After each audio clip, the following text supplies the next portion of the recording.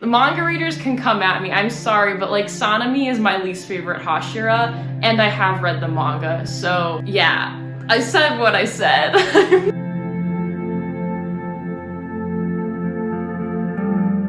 Hello there, my fandom friends! As you can see, I'm partially cosplaying Obanai. He's the second Hashira that I am cosplaying. I'm super excited about it. I'm putting it together currently, and so I have about half of it done. And so you get to see me in this throughout this episode, since we are going to be breaking down episode 5 of the Hashira training arc, I Even Ate Demons. And so this is going to be kind of a breakdown, not really my thoughts exactly, but more of a comparison to the manga. So I'm going to be comparing the similarities and differences between the manga and the anime. But before I continue, I just wanted to explain a fun Hashira cosplay challenge that I am doing with all of you. I will be cosplaying all 9 Hashira, and I need your help to decide who I cosplay next. So Obanai won the first round, so I'm going to be cosplaying Obanai fully soon, and then round 2 will be opening as soon as I cosplay Obanai. So cast your votes. I explain more of this in an actual video, so you can go ahead and check that out up here. And so jumping right in with the manga, we are finishing up finally chapter 132. We've been sitting on it for a couple episodes now, and getting through all of chapter 133. So it's an exciting day. This episode was very much like the Giyu episode a couple episodes ago, where it compares to the manga pretty similarly with only a few differences. So we're going to be talking about it from start to finish. We open up with, of course, Tanjiro going to Mitsuri. We get a little recap from last week's episode, which was in the manga, but we did get an extra scene of Mitsuri letting Tanjiro try the pancakes.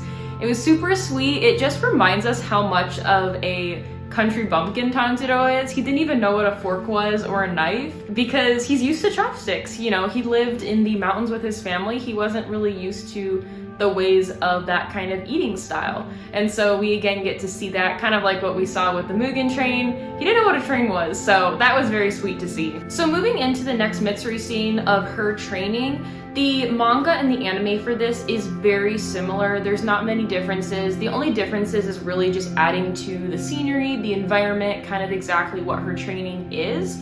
Whereas the manga obviously only had like 3 or 4 panels describing her training, and then Tanjiro moved on to Obanai. And so the anime was very similar. Mitsuri only had about 2 minutes of on-screen time. This was probably the only kind of critique I had about the episode.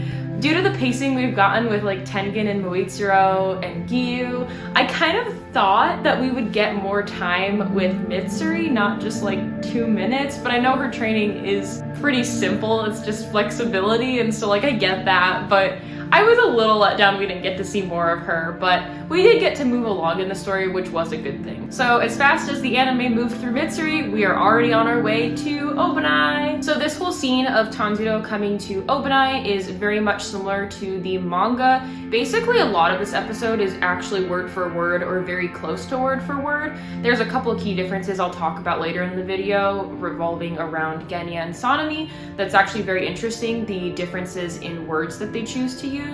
But something that was added in this scene was the letter from Mitsuri to Obanai. We get a really quick, like 30-second scene of Obanai just fuming over what Mitsuri has to say about how cute Tanjiro is, and how they ate together, and how they love chatting together. He's jealous, basically.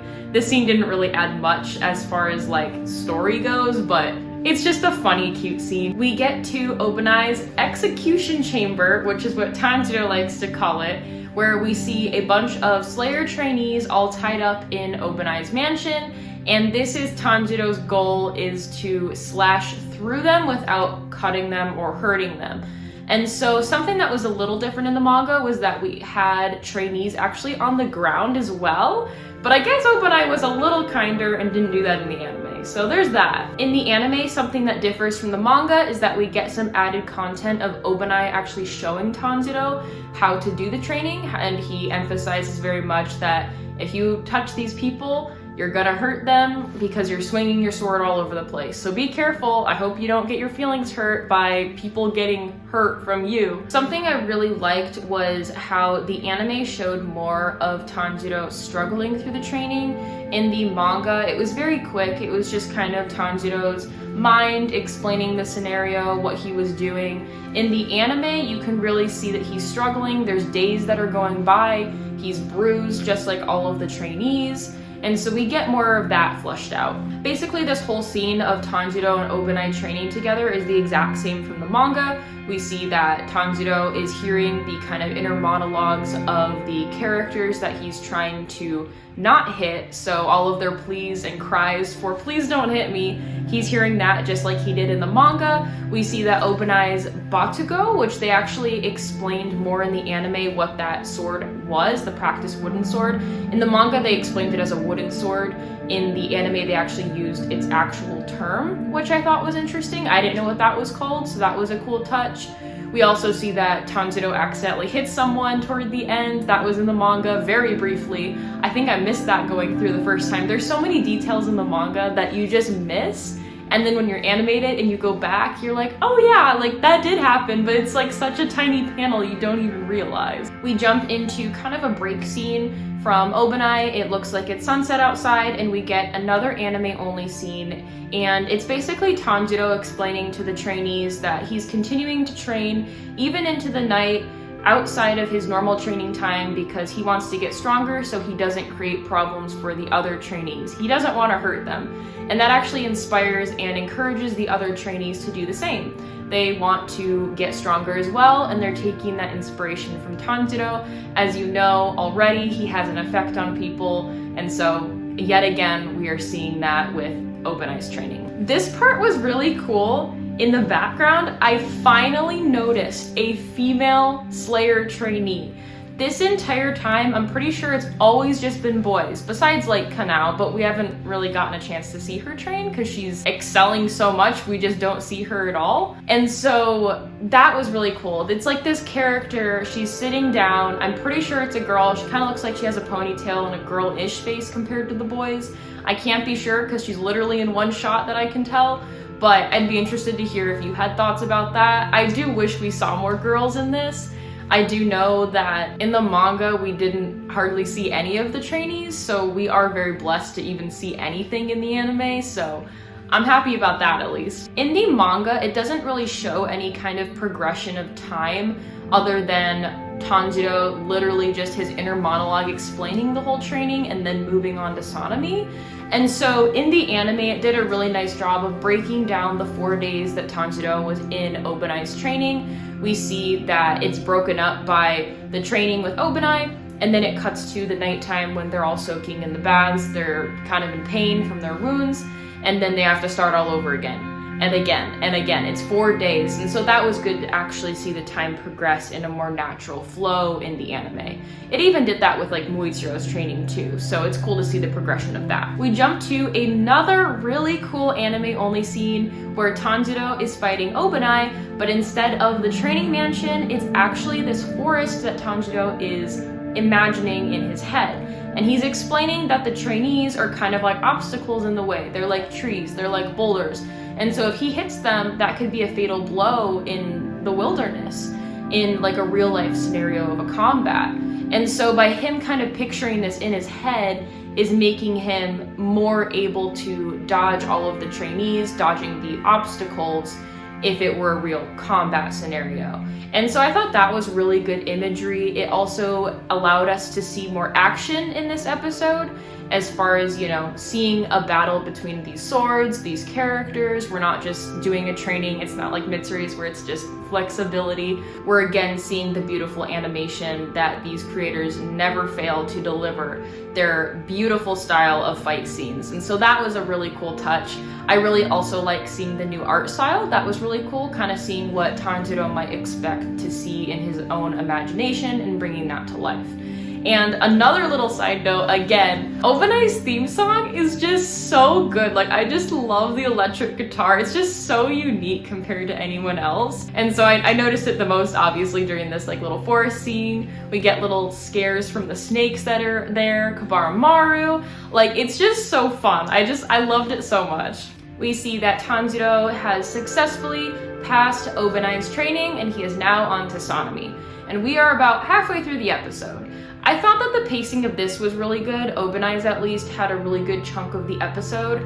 I still think it would have been cool if Mitsuri and Obanai had one episode. Mitsuri was like the beginning half and Obanai was the second, but that's not what we got. I'm not gonna complain about it. We're just gonna move on. They have a vision for their animation style and the progression of it, and so we're just gonna go with the flow. We see that Tanjiro is trying to find Sanemi's place, and this part is the exact same as the manga, literally almost word for word with Zenitsu, his little jump scare, Sanemi coming and hitting Zenitsu and having Tanjiro drag him away.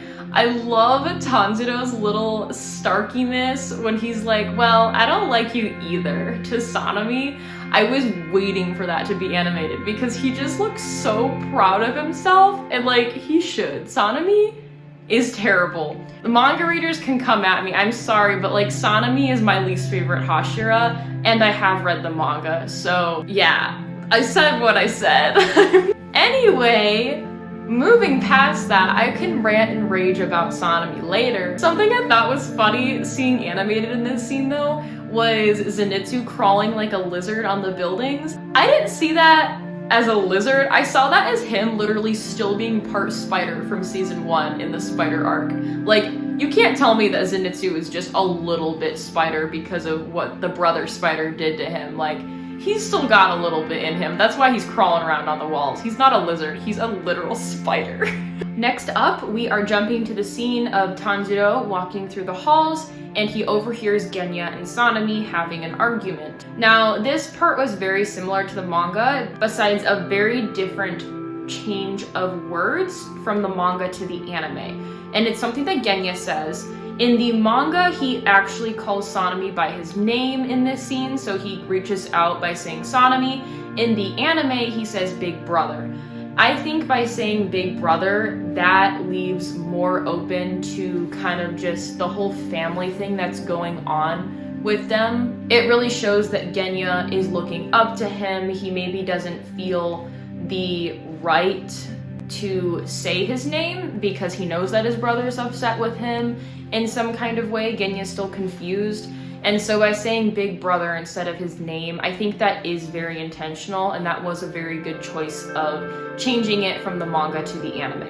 And Genya says Big Brother throughout this entire exchange, even when they get outside of the building.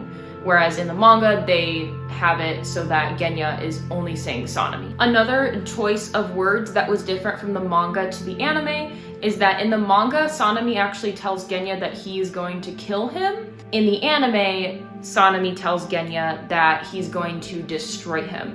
Very different change of words there. Kill and destroy mean two entirely different things. I'm sure you know the difference there. And so in the manga, we see that Sanemi's being very dramatic and serious. In the anime, it was a little less that and a lighter blow. Still, destroy isn't kind, but at least he's not gonna kill him.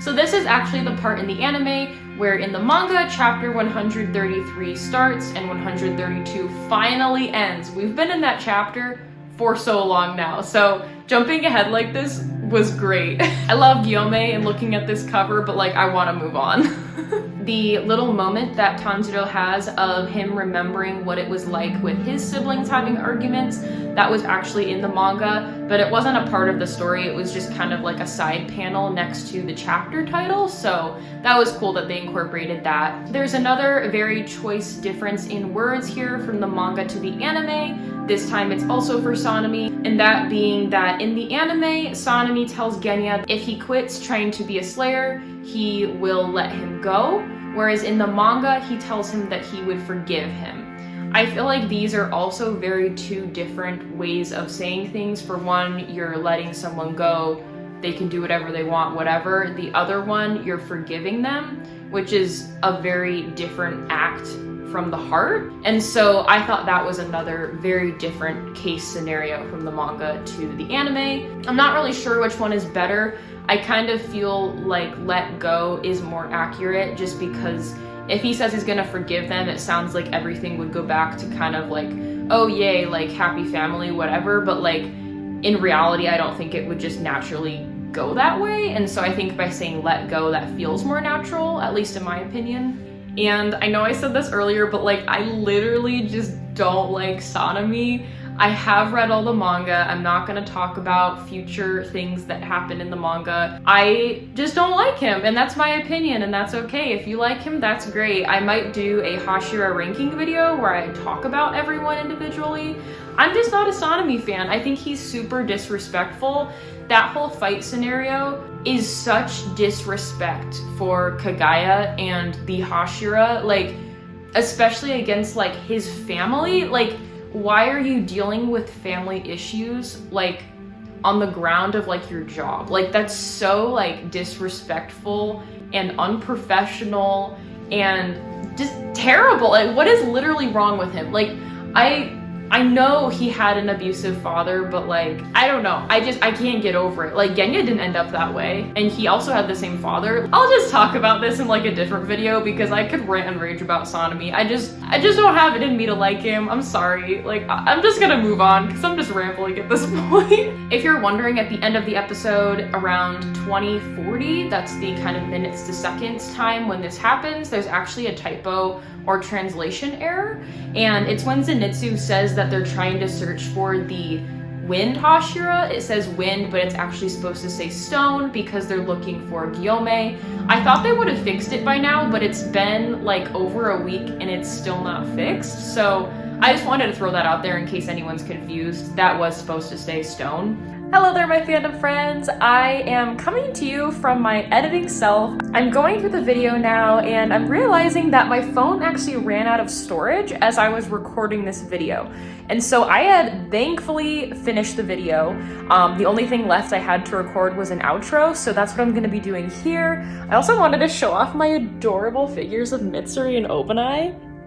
Just look at them. They're so cute. Anyway, this concludes the end of the video. As always, let me know your thoughts in the comments about everything that I talked about for this episode, or if you want to add anything. And I will see you next week for Guillaume's lovely episode. Bye!